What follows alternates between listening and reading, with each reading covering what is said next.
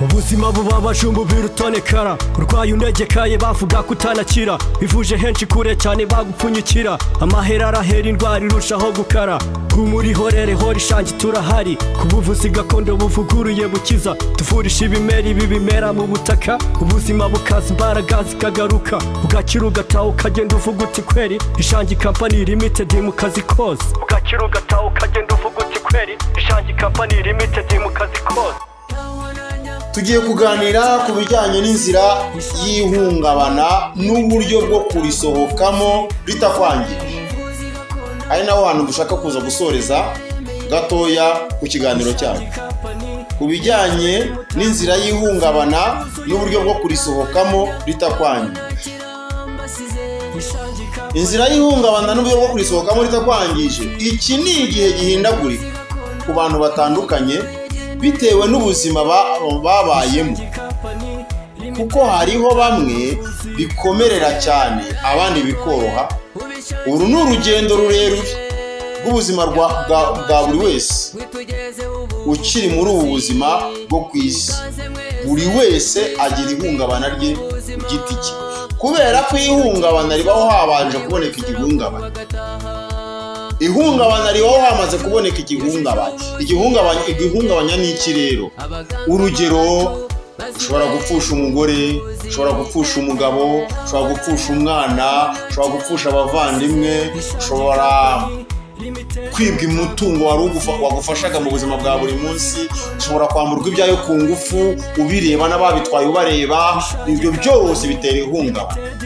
Impamvu ya mbere ihungabana ni iyihe? Ni uko niba ufite amafaranga urongera usubire mu bukene, kurya bikugore, kwambara bikugore, uve mu ishuri wigaga. Ibyo byose birakujyana bikakugeza bikakugeza mu guhungabana kandi cyane. Bityo rero ingaruka z'ihungabana ntabwo ari zimwe ku bantu bose.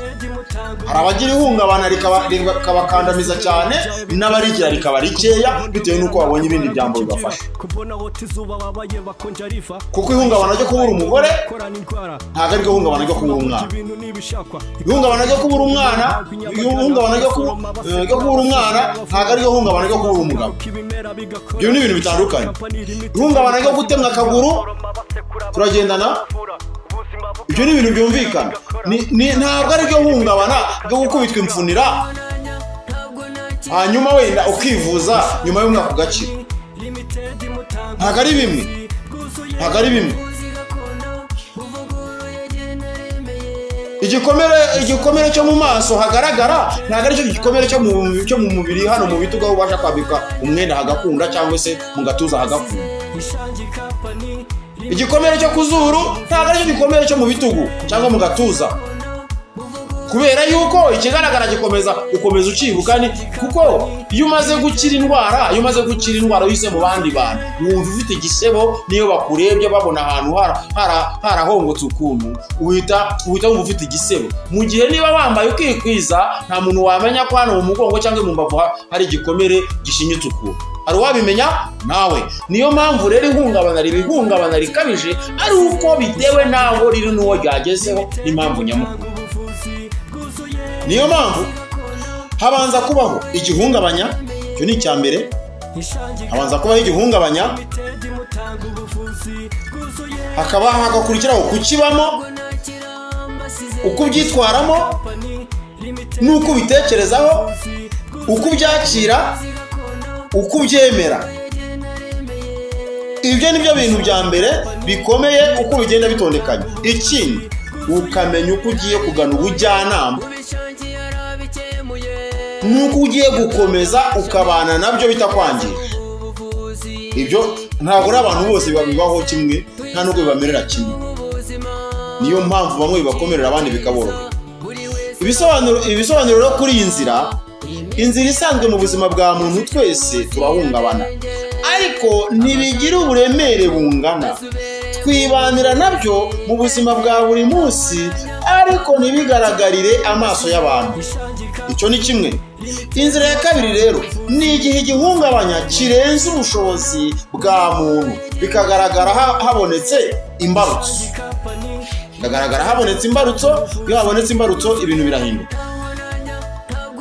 Niyo mpamvu abantu batanyuze mu nzira isanzwe bakeneye uwabatega amatwi neza, kuko hari abantu babana n'igikomere cy'ihungabana kibari ku mutima babuze uwo bakiganiriza. Hari amabanga abantu benshi bafite y'ikimungu kiri ku mutima badafite ubushobozi bwo gusohora ngo babwire abandi bantu, kuko babuze uwo bayabwira bizeye.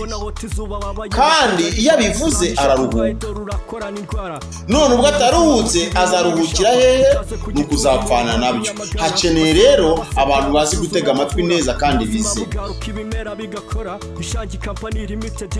Bafite ibibazo bakwiriye gusohora byabangije, bishobora no gutuma ubuzima bugera mu kaga gakomeye iyo batitaweho, kuko hari ingaruka bahita bagira. Ushobora kurwara igifu, ushobora kurwara indwara z'igicuri, ushobora kurwara wa mutwe udakira, ashobora guhora arwaye ahora mu buriri kubera ya ndwara imaze kumukandamiza, ryahungabana rye rimugejeje. Ushobora kubohereza mu bujyanama bwisumbuye wabanje kubakiza, kuko bakeneye uwabitaho. Icyo usabwa wowe ni ukumenya ko bahari n'aho bari, ukabona kubohereza mu bujyanama bwisumbuye, kuko akenshi bashobora no kutemera ko bahungabanye. Hari igihe baba batazi ko bahungabanye, bivuze ko wowe uzi ibimenyetso by'ihungabana, ni wowe ubamenya kandi ukabafasha batanabishaka. Nimwumve ikibazo gikomeye. Ni wowe ugomba kubafasha batanabyemera, batanabishaka, kuko ntabwo bazi ko bahungabanye. Wowe rero ureba ibimenyetso by'ihungabana, ni nawe ugomba kubafasha. Ntabwo ari bo bagomba kwifasha, kuko ntabyo bazi, ntabwo azi ko yahungabanye. Niba atazi ko yahungabanye, ni wowe kumufasha.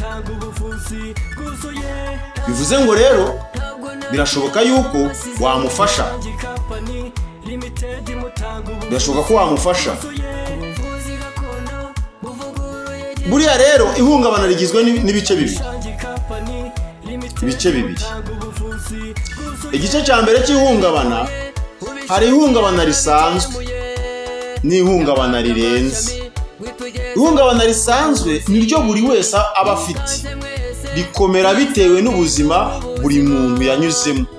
Ribaho habanje kuboneka bya bindi twavuze byitwa igihungabanya.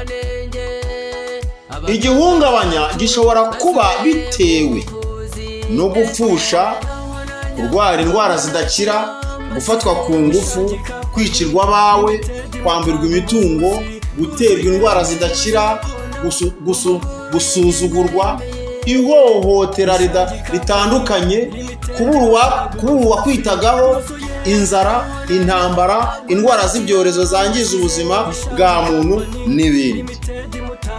Iryo hungabanya rihoraho, rirahungabana rihoraho kuri buri wese, akabana naryo ritamwangije, buri wese aba arifite,